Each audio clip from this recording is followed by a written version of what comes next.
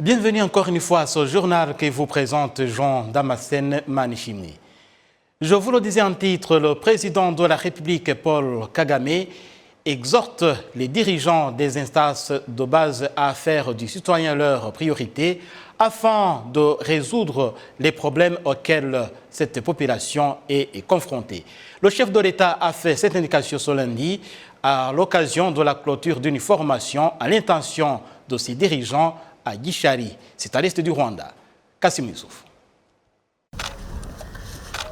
Les membres des conseils de 27 districts et la ville de Kigali et les gouverneurs des provinces ont participé pendant une semaine à une formation sur la gouvernance et l'octroi de services de qualité qui doivent les caractériser pendant le mandat des membres des conseils de 27 districts récemment élus. Le président de la République, Paul Kagame, les a exhortés à toujours avoir à l'esprit la confiance que les citoyens ont placée en eux et se presser à trouver des solutions à leurs problèmes et à rappeler que cela se reflète à travers les actions et non seulement dans les discours.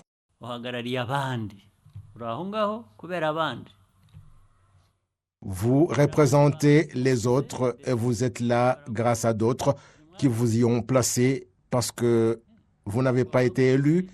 Cela signifie que ce sont ceux qui ont voté pour vous qui vous y ont placé. Pourquoi vous ont-ils placé là? Là où les dirigeants travaillent en pensant d'abord à leurs propres intérêts et non ceux des dirigés pour qu'ils pensent après à eux-mêmes. Et partout, il y a des problèmes.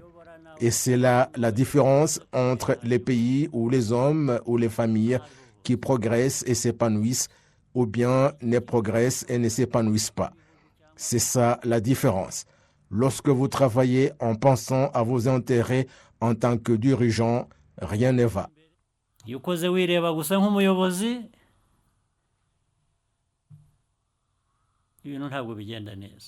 Le chef de l'État a notamment exhorté ses dirigeants à résoudre dans les meilleurs délais le problème de malnutrition et de troubles de croissance chez les petits-enfants suite aux effets de ce problème au développement du pays.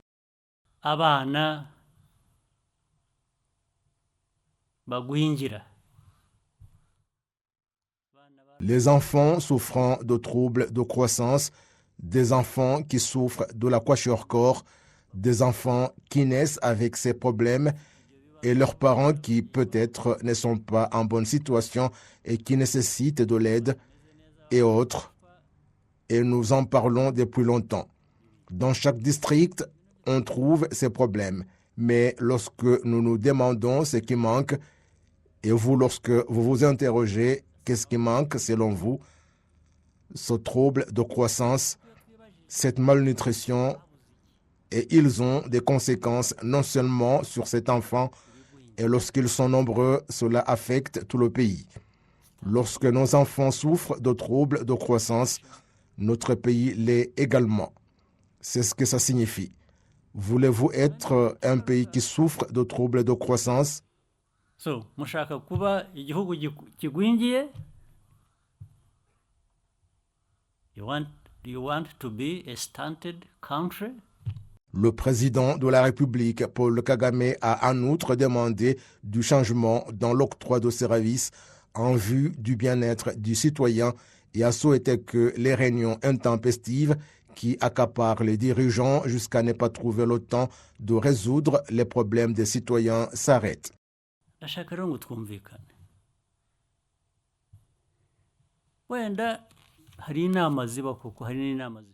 Je voudrais que nous trouvions un compromis. Des réunions pourraient se tenir comme il y a celles qui trouvent des solutions à certaines choses, mais je voudrais vous demander l'objectif des réunions de chaque jour qui vous accapare et qui vous empêche de résoudre les problèmes des citoyens. À quoi servent ces réunions? Les réunions que vous dirigeants vous tenez chaque jour entre vous, à quoi servaient-elles? Des réunions qui ne résolvent pas les problèmes de ceux qui viennent à vous, qui ont peiné et se sont réveillés très tôt, et vous leur dites que vous êtes en réunion. Quel genre de réunion s'agit-il?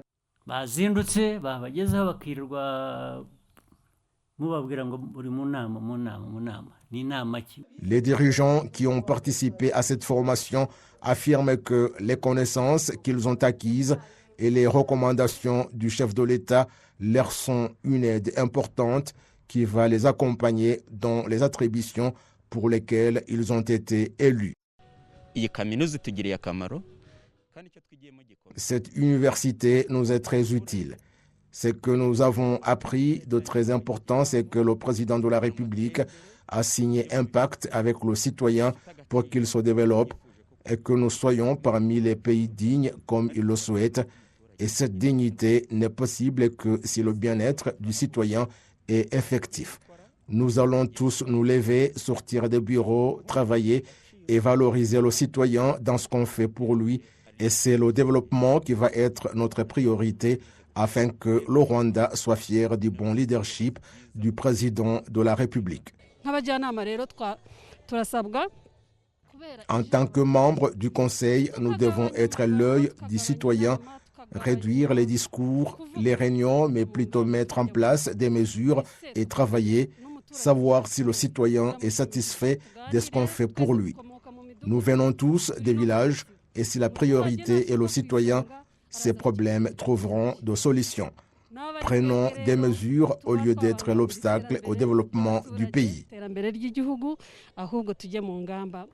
Cette formation a rassemblé pendant une semaine environ 436 participants à l'académie de police à Gishari, en district de Rwamagana, sous le thème « Le citoyen est la priorité ». Le ministère de l'administration locale indique que cette formation va booster le fonctionnement des instances de base, d'autant plus que 60% des dirigeants de ce mandat sont nouveaux dans ces instances. Le parc national de la Kagera, c'est-à-dire du Rwanda, abrite dès ce lundi les rhinocéros blancs, une espèce en voie de disparition. Et c'est après que ces rhinocéros, au nombre de 30, soient transférés d'Afrique du Sud au Rwanda. Patrick Nilidandi nous en dit plus. Espèces en voie de disparition, ces rhinocéros blancs ont trouvé un nouveau foyer sûr dans les plaines chaudes et basses du parc national de la Kagera, la seule savane protégée du Rwanda. Les rhinocéros, qui peuvent peser jusqu'à 2 tonnes, sont arrivés à l'aéroport international de Kigali en provenance d'Afrique du Sud dans un Boeing 747 ce dimanche matin, avant d'être transportés dans 2 caisses à la Kagera, puis relâchés dans la nature alors qu'ils continuent de se familiariser avec leur nouvel environnement.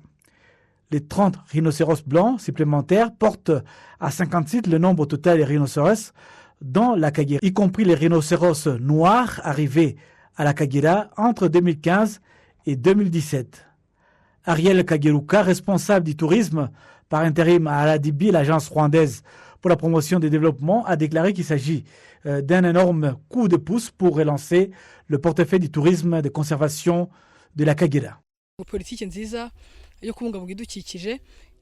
Une bonne politique visant la protection de l'environnement, c'est ce qui nous a permis d'atteindre ces résultats intéressants. La protection de l'environnement est le pilier du succès dans le secteur du tourisme au Rwanda. Lorsqu'on protège l'environnement de ces espèces, ces dernières se reproduisent plus rapidement et automatiquement participent à la protection de l'écosystème. La Kagera, considérée comme la plus grande zone humide protégée d'Afrique centrale avec 2 saisons de pluie, les écologistes pensent que c'est un environnement parfait pour les rhinocéros blancs qui se nourrissent entièrement d'herbes. Le premier objectif en amenant ces rhinocéros au Rwanda est d'assurer leur survie, car ils sont en voie de disparition. Ces rhinocéros blancs aiment un espace sécurisé et vont y évoluer avec allégresse. 30 rhinocéros blancs, 19 femelles et 11 mâles ont été offerts par la réserve privée des Pinda, mis sous sédation et conduits depuis le KwaZulu-Natal à l'aéroport de Durban, en Afrique du Sud, transportés jusqu'à Kigali à bord d'un avion affrété, puis par route jusqu'à la Kagera, complétant ainsi un voyage de 40 heures et de plus de 3400 km. Une mission de transfert et de logistique remarquable qui a coûté environ 320 000 $ américains. Mais le coût global de cette relocalisation historique pourrait atteindre les millions de dollars selon le Gunnar, directeur régional d'African Park, une organisation de conservation qui gère le parc national de la Kagera et de Nyungwe au Rwanda. Au moment où le monde entier prend des mesures pour contrer le nouveau variant de Covid-19, les épidémiologistes indiquent que les Rwandais devraient respecter au maximum les directives du gouvernement du Rwanda pour ne pas compromettre les acquis déjà enregistrés dans cette lutte. On fait le point avec Amandine Nikumasabo. Ce dimanche, un conseil de ministres s'est tenu traitant plusieurs sujets, en particulier la prévention d'une probable mutation du coronavirus observée ailleurs dans le monde. Il a été décidé que les voyageurs passent des tests de Covid-19 comme à la normale, mais que ceux en provenance de l'Afrique du Sud sont en quarantaine pendant 7 jours, tandis que ceux en provenance d'ailleurs passent 24 heures étant isolés et passent un autre test après 7 jours d'isolement. Les résidents rwandais savent qu'il est aussi de leur responsabilité de continuer à lutter contre cette pandémie. Je vais toujours observer les mesures de prévention de Covid-19 et me faire vacciner pour qu'au pire des cas, je sois sûr d'avoir toutes mes 2 doses de vaccin. Ces derniers jours, j'encourage mes amis à bien respecter les instructions sanitaires. Personne ne souhaite qu'un autre variant de cette pandémie fasse surface au Rwanda. Les spécialistes en maladies génétiques indiquent que le renforcement des mesures de prévention contre la Covid-19, y compris la vaccination, est primordial dans la lutte sanitaire contre tout variant de ce virus, comme l'indique le professeur Léon Mutesi, qui fait partie du département en charge d'évaluer la nature de mutation du coronavirus au Centre biomédical du Rwanda.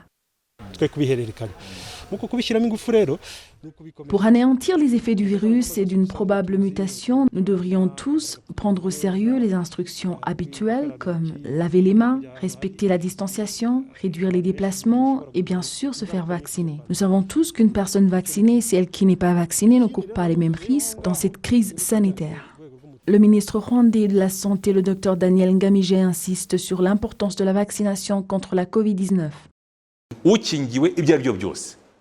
Une personne vaccinée a plus de chances de survie à cette pandémie dans tous les cas. Il est important de savoir que quelle que soit la nature de mutation de ce virus observé ailleurs dans le monde, elles ne rend pas nulle la vaccination. Le vaccin peut à la limite aller de 95 à 91% dans l'efficacité de prévention de la pandémie, mais cela vaut mieux que rien. Le Conseil des ministres qui s'est tenu ce dimanche recommande aux organisateurs d'événements de se rassurer que les participants soient vaccinés, qu'ils aient passé un test de Covid-19 et que toutes ces activités se tiennent dans des endroits aérés. Les commerçants du Rwanda et de la République démocratique du Congo se réjouissent de la construction du poste frontalier commun qui va être construit bientôt à la frontière de Rusizi 2 entre les villes de Rusizi à l'ouest du Rwanda et de Bukavu à l'est de la République démocratique du Congo. Ils estiment que ce poste apportera un coup de pouce au commerce transfrontalier entre les deux pays. Patrick Nilidandi. La frontière est privilégiée par les camionneurs, ce qui explique principalement pourquoi les deux pays souhaitent les transformer en postes frontières à guichet unique en réduisant de moitié le temps de transit. Les pourparlers sur l'établissement de la frontière sont presque terminés. La phase de mise en œuvre suivra bientôt. Il disposera d'un système IBM ou Integrated Border Management System. Donc, une personne venant du Congo sera contrôlée de ce côté de la frontière, tandis que celles venant du Rwanda seront contrôlées du côté du Congo, évitant ainsi un double contrôle. La nouvelle a été plutôt bien accueillie par les commerçants utilisant la frontière et bien que le terrain nécessaire à la construction du nouveau poste frontier du côté rwandais soit disponible, les autorités congolaises travaillent toujours sur le processus de relocalisation de leur côté de la frontière. La partie du Congo elle est déjà disponible. Certes, nous avions un problème de la délocalisation des gens qui occupaient l'endroit, mais le processus est en cours. Et ils seront indemnisés d'ici là, parce que déjà demain, nous allons poser la première pierre. Mais c'est la maison qui va construire qui pourra nous donner le timing. Mais sur le côté Congo, nous sommes déjà prêts pour pouvoir commencer les travaux le plus tôt possible. La mise en œuvre du projet devrait commencer l'année prochaine et coûtera entre 10 et 15 millions de dollars américains. Le gouvernement allemand a accordé au Rwanda environ 44 millions d'euros, soit 50 milliards de francs rwandais, pour le bien-être des personnes en situation de précarité. Kassim Youssouf nous fait le point. Le ministre des Finances et de la Planification économique, le docteur Uziel Ndagijimana, a fait savoir que cette aide sera investie dans les projets d'aide aux familles affectées par la pandémie de Covid-19 et dans de petites et moyennes entreprises également affectées par cette pandémie.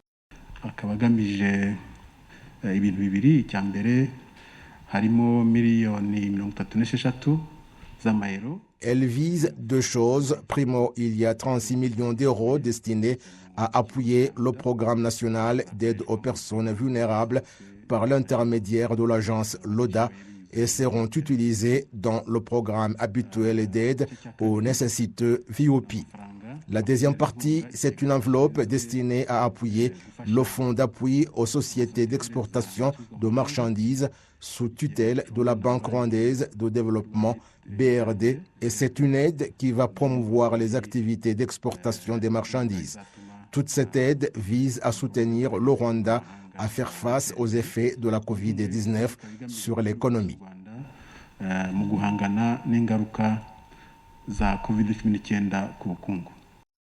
L'ambassadeur de l'Allemagne au Rwanda, le Dr Thomas Kurz, indique que son pays va davantage collaborer avec le Rwanda dans la riposte aux effets de la Covid-19.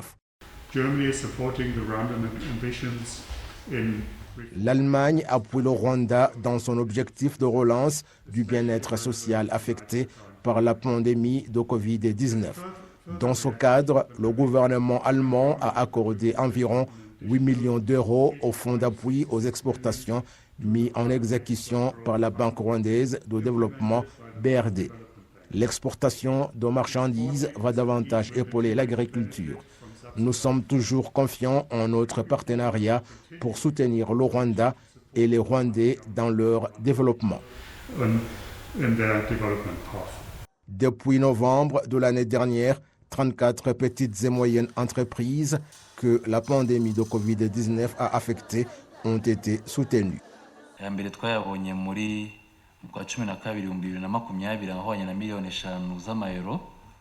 Nous avons reçu la première partie de 5 millions d'euros en décembre dernier et l'autre partie, c'est celle dont les accords sont signés maintenant et elle est équivalente à 8,5 millions d'euros. Jusqu'à maintenant, cet argent est investi dans 34 petites et moyennes entreprises par l'intermédiaire d'institutions bancaires pour qu'il soit accordé aux bénéficiaires. Nous avons actuellement beaucoup de demandes des banques qui ont besoin de 16 millions pour qu'elles les investissent dans ces projets, mais nous allons nous servir de ce que nous avons en attendant de trouver d'autres fonds.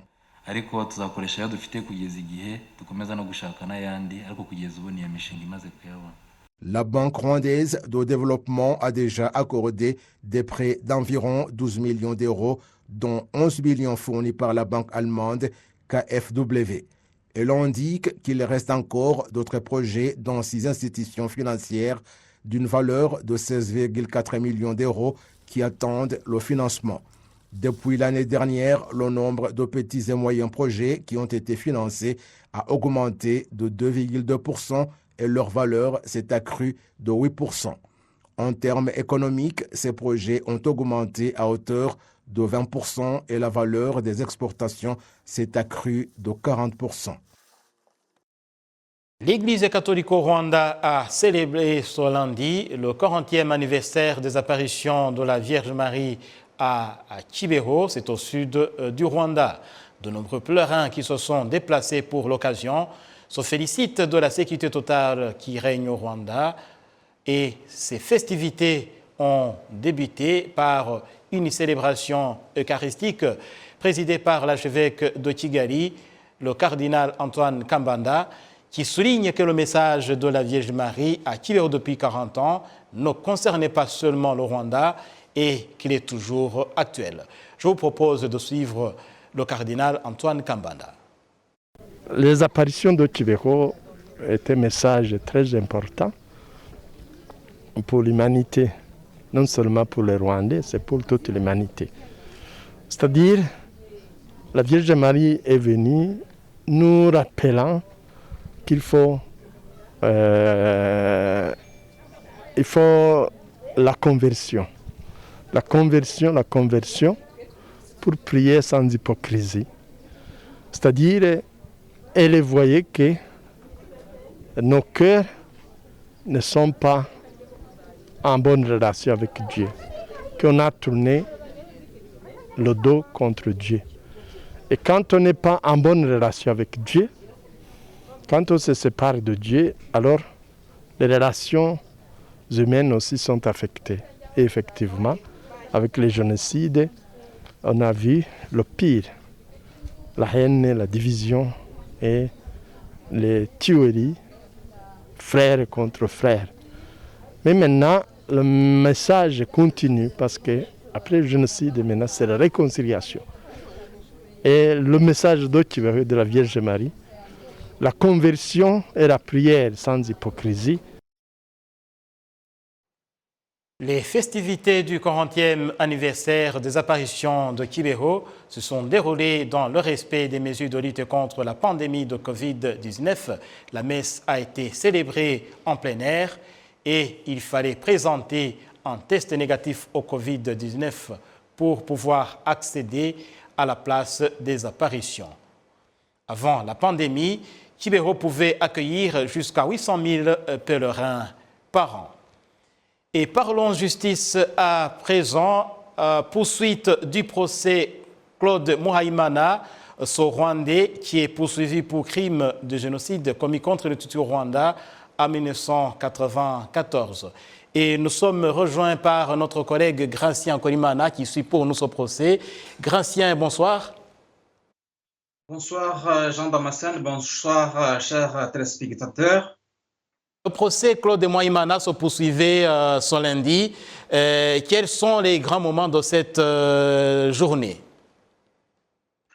Alors, merci beaucoup. Les grands moments de ce lundi étaient l'audience des parties civiles, des personnes qui se sont portées parties civiles, c'est-à-dire Aaron Kabogura, rescapé de Bisesero, Assumpta Nyiraribanje, rescapé de l'église de Kibuye.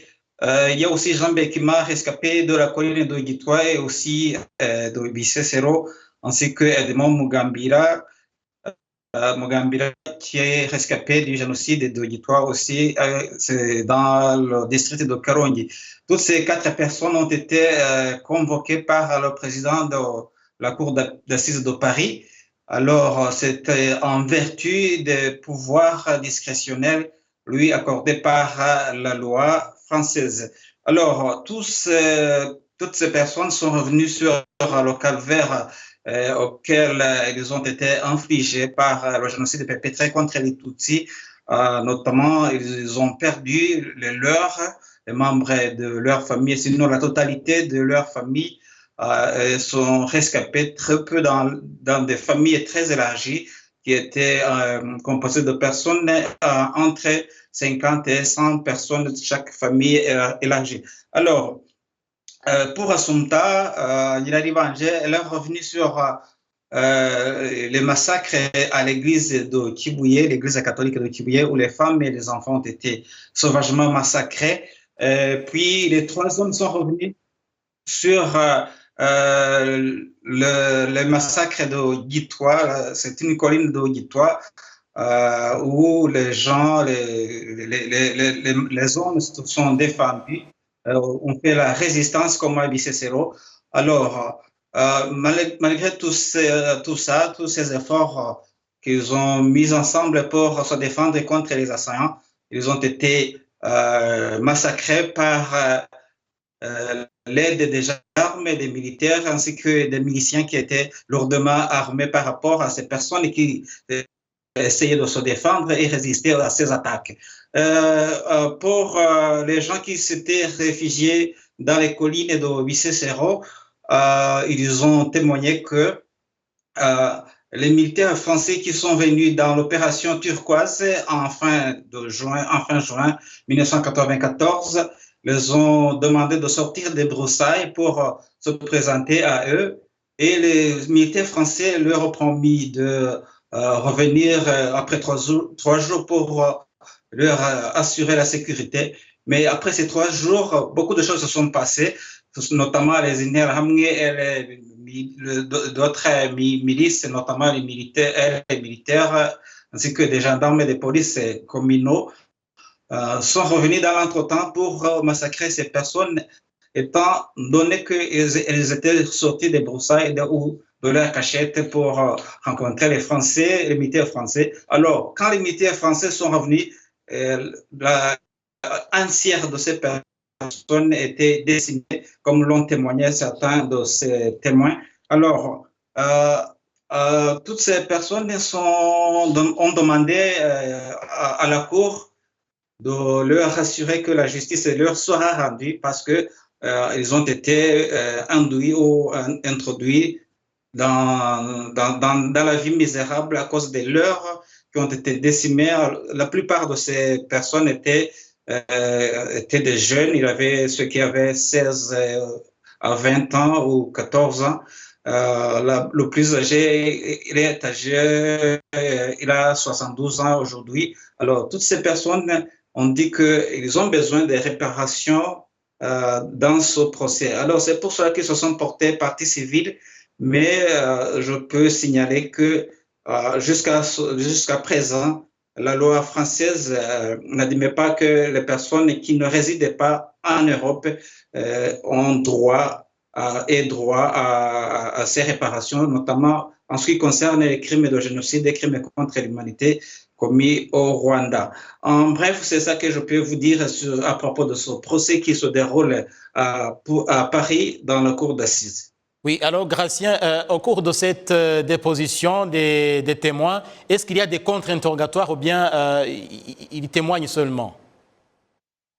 Les contre-interrogatoires sont obligatoires parce que après que le témoin est déposé, toutes les parties interviennent pour poser des questions, notamment sur des précisions concernant les dates, les noms de personnes qu'ils ont vues, notamment comment ils ont été au courant du procès de Claude Moana, et aussi s'ils ont vu l'accusé eux-mêmes. Alors, toutes ces personnes, sauf les deux, ont affirmé avoir entendu ou vu Claude Moana sur les sites de massacres. Gratien, merci beaucoup. Merci pour cet éclairage. Et bien sûr, tu vas continuer à suivre pour nous ce procès. Oui, le procès va se dérouler jusqu'au 17 décembre prochain. Donc, je suis là pour informer le public. Et surtout, bonne soirée à Paris. Merci beaucoup. Oui, la suite de ce journal, les personnes en situation de handicap estiment que la formation professionnelle est un excellent moyen d'éviter la solitude causée surtout par leur handicap. Et c'est un moyen aussi qui peut les aider à lutter pour l'amélioration de leurs conditions de vie. Certains malvoyants du district de Kichukuron ont commencé à être formés dans le domaine agricole. Jeannette Biakozima, 29 ans, a perdu la vue à la naissance. Je suis née comme ça, je me suis retrouvée comme ça. Je n'arrivais pas à réussir à travailler, sauf à faire des tâches ménagères comme la cuisine, aller chercher de l'eau. Quand je vais faire pousser des légumes, je commence à cultiver ces légumes à la maison. Cela m'aidera à maintenir ma nutrition et à économiser pour le marché. Un formateur du centre des ressources de Masaka pour les malvoyants, Meda Ngoyingo, a déclaré que les formations et les leçons données à ces personnes, y compris l'agriculture et l'élevage d'animaux, leur permettront de vivre une vie normale comme les autres. Les premiers sont informés du centre d'orientation. Les directions à suivre pour les cultiver, ils connaissent à gauche et à droite, devant et derrière, le point de départ du champ. Nous les formons à tenir une houe, à cultiver et à désherber leurs champs. Emmanuel Ndaïsaba, secrétaire exécutif du Conseil national des personnes vivant avec un handicap au Rwanda, a déclaré que lorsqu'une personne handicapée n'a pas de travail, cela peut facilement conduire à la solitude et à la dépression.